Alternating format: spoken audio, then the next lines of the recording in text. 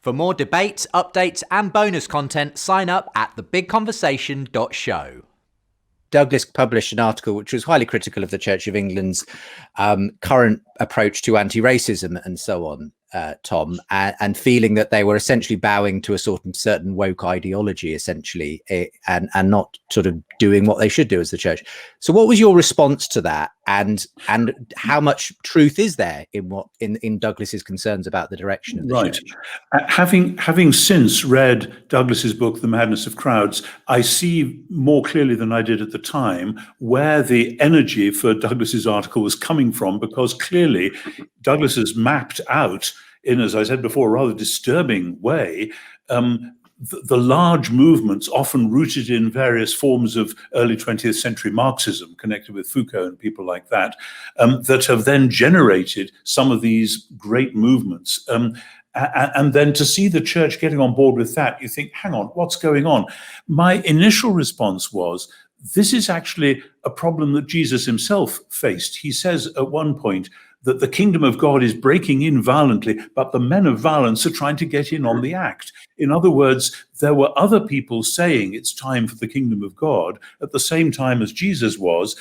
Did that mean that Jesus should give up talking about the kingdom of God? No, it meant he had to go on explaining what he reckoned it did mean, as opposed to what the other people were saying. And so there is bound to be a confusing convergence between a genuine Jesus-following desire to see, for instance, social justice. It's written right across the New Testament that there is neither Jew nor Greek, slave nor free, no male and female, that God made all humans of a single stock, and so on. This is basic, and how that got forgotten in the last few hundred years is a shameful story in the Western Church, which Douglas has written about as well. Of the modern idea that we're all identical, including there being no difference between male and female, etc., versus the postmodern idea, which collapses into dozens of different competing identities, each trying to claim the high ground of the victim, etc., etc. And again, I think Douglas and I are on the same page on this one. But then my point would be that the church, in being true to itself and not simply relying on contemporary, rather shallow ethical maxims, but being true to its original gospel, actually has the makings of doing what, at its best, some of the woke ideologies are seeking to do, which is a genuine passion for justice. Forget the fact that the Marxists have come in on the act. Of course they have, because if the church misses out half of its agenda, it shouldn't be surprised if other people come rushing in from the side to fill it in. So that's where the issue, I think, has to lie. But I was grateful for what Douglas said, because it seems to me if an elderly theologian has anything to offer to the world, it may be the reminder of some of the deeper, richer stuff which is out there, which is in the Bible, for goodness sake, and which can refresh and renew a vision of what we all should be about. Go ahead, Douglas. Yes, I think this is very important. It gets to another point I've written about Fairmount in recent years, which is, I think, you know, Justin, I think maybe when we spoke before, we spoke about this, that sometimes people claim that the sort of public ethics of the time are sort of non-existent. That's not quite true.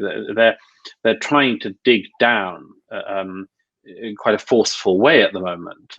What I was writing about in that article was just one example of that. But as I think I said to you when we spoke before, what I think of as being the most striking failure of the time is the failure to embed any ethic that does not rely on the Christian ethic in regards to the equality of everyone in the eyes of God.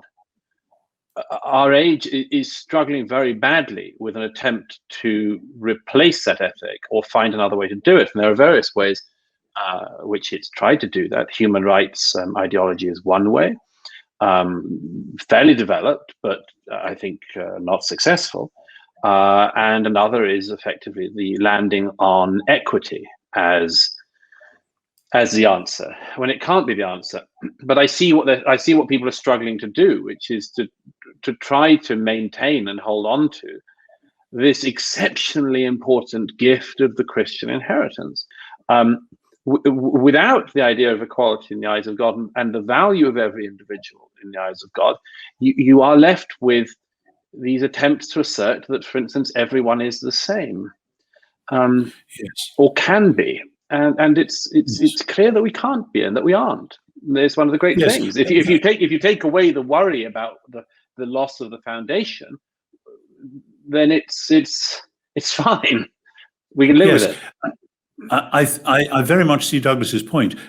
From where I sit, the only way really to get this sorted is, to use a trite phrase, to go back to Jesus, because in the Jesus of the Gospels, as opposed to the Jesus of much popular imagination, you find a rigorous re-inhabiting of the entire Jewish tradition and a redirection of this vision of what would it look like if God was in charge. That's the question of the kingdom of God.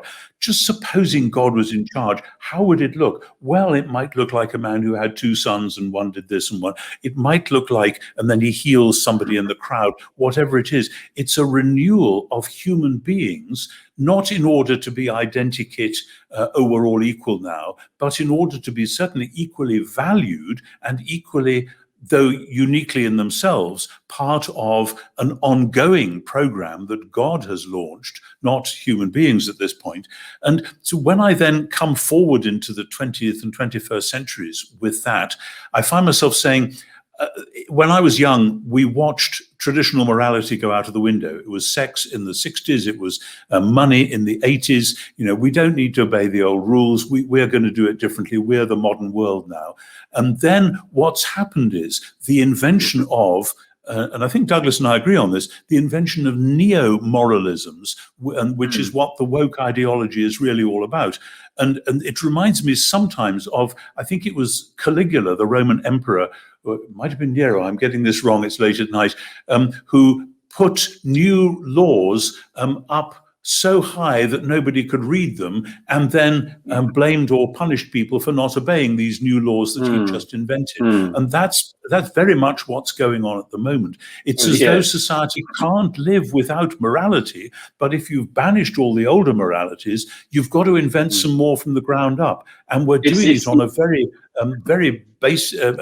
flimsy basis, it seems to me. It also goes back to what you mentioned, the David Cameron comment, which is what exactly is the project?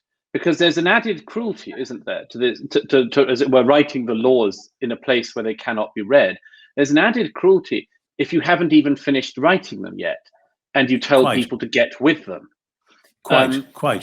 So one of the questions underneath our era is what exactly are the laws? What are the rules here? The Christian ethic has a set of rules. They can be debated around endlessly, as everyone present knows. But there are foundations to them you cannot deny. They're not wholly abstract. No. The era we're in. The era we're in. They are to do with the goodness of. Sorry, when we don't know. Yeah. But the Christian morality, it seems to me, is to do with the goodness of creation, but the need for recreation, for redemption and recreation, but a recreation which doesn't say, forget the old ways, we'll do it totally differently. I mean, which is what we've got in a lot of society at the moment. Oh, just don't worry about what everyone used to think. We're going to do it totally differently. And we're going to change the meaning of words as well as the meaning of behavior. But rather to say, no, try seeing the world from the perspective of a good and wise creator who is revealed in 1,000 ways, whether it's music or beauty or whatever it is, as well as the structures of reality. But this world is out of joint, and the great Jewish vision, and again, I knew and am grieving about Jonathan Sacks, bless him. He saw this so clearly, the great Jewish vision of God's passion for the world to restore the world, and the vocation of the people of God to be somehow modeling that and showing it forth and saying, this is a self-evidently good way to be human. And so it isn't just thinking through ethical theory, it's about how the community actually lives. And for me, again, this is all about following and worshiping Jesus. And that, I know that was folly to the Greeks and scandalous to the Jews in the first century, and it still is today. But if you put that as the coping stone in the middle, everything else will actually fall into place.